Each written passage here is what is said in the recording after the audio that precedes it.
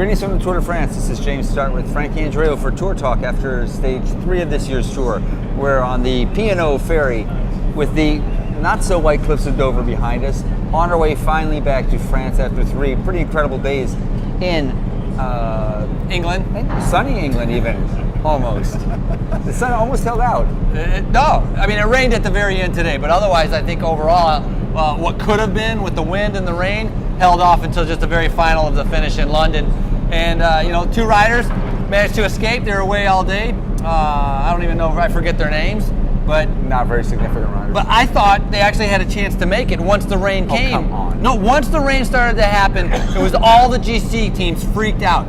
I mean, it was BMC on the front, Garmin, there was Saxo, and Contador. I've never seen Contador suffer so much as I had seen at the end of this. He's on the wheels, like second wheel. He's How about stage one? Mouth completely how about open. stage 1 of the 2011 Tour up in the Vendée when he got behind the crash and was trying to get back on before the end? Well, yeah, I remember when he crashed on the but Or he got caught behind the crash? when he climbs, he doesn't look as bad as he looked today. It was amazing in how fast they were going and how much he was suffering for Contador to stay up there. But all the big GC guys stayed up there, and in the end, I mean, Kittel was just leaving, Sagan was eating his rooster dust. I mean, he could not even come up to his wheel Rooster dust? to be able to challenge him. Yes. Rooster dust. Yes. In his wake. Kittel, nobody even came up to the wheel. Then Looked like it's just Renshaw was motor up racing, there. No, and you got to give credit to Giant Shimano because they have the team for the lead out. I mean, super strong, impressive ride today. They've been honing it for years now, and they got a 1-2 punch. They got more sprinters than they know what to do with. They're leaving sprinters back home that could be factors in the sprints here because they got the 2 of the best guys in the world. So do you think Cav watched?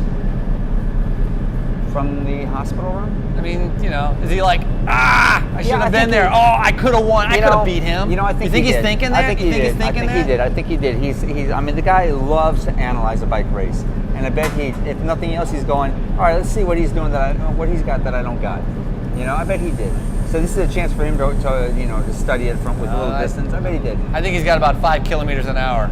That's what he's got. We're at the end of 3 days, very incredible, very memorable days.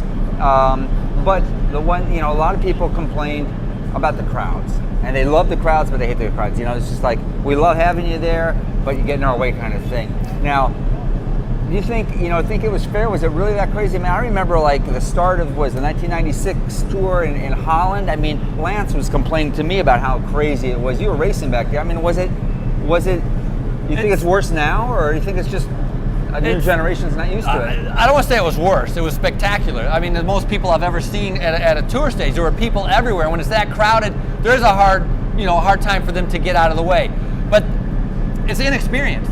They don't realize how we take up they, whatever, take up the entire road, white line to white line, flying down the road.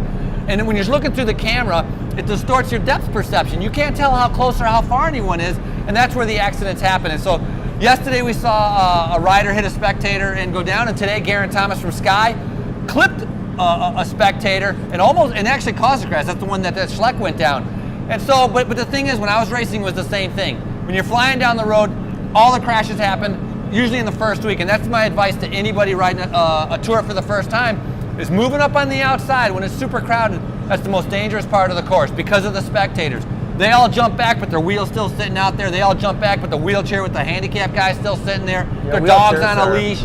It's crazy, and it was evident here in England. But we're going to run into the same thing when we get to France. And so tomorrow we go 163 kilometers from La Touquet-Paris-Plage.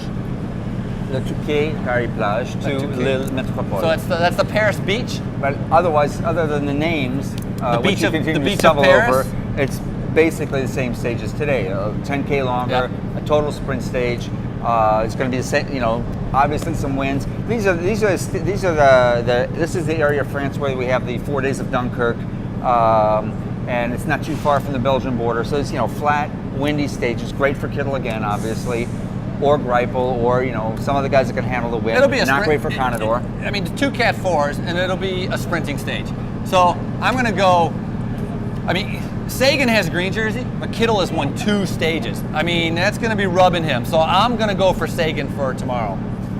And you? You're a sentiment, aren't you? mean, you really are a sentimental kind of guy. I mean, how could you go for Sagan after what Kittle just did to him? I know, but you know what? I mean, just can't. It's gonna eat at Sagan. Having the green jersey is not enough. You can't just let Kittle. I mean, keep winning stages. So how are you going to stop him?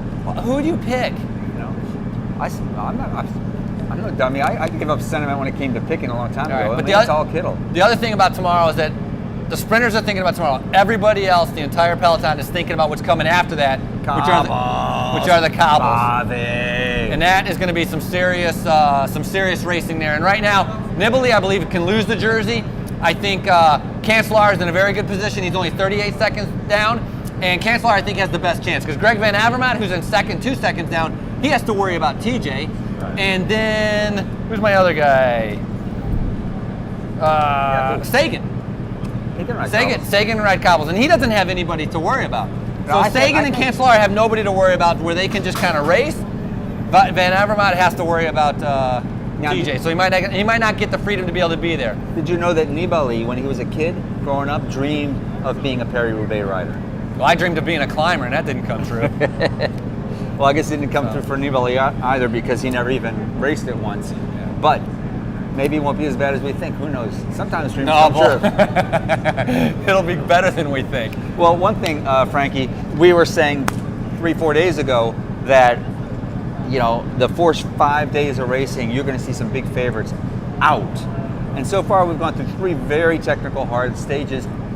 All the big guys are still there. Yep, which is good. So 3, you know, there's only 2 real stages to go. Well, we got the cobbles. We got the cobbles. Let's get through tomorrow first. We'll always have the cobbles. From the Tour, this is James Start with Frankie Andreu, Tour Talk. After stage 3 of this year's tour, our last stage in merry old England. And we're having dinner on the ferry. Action. Greetings from the Tour de France.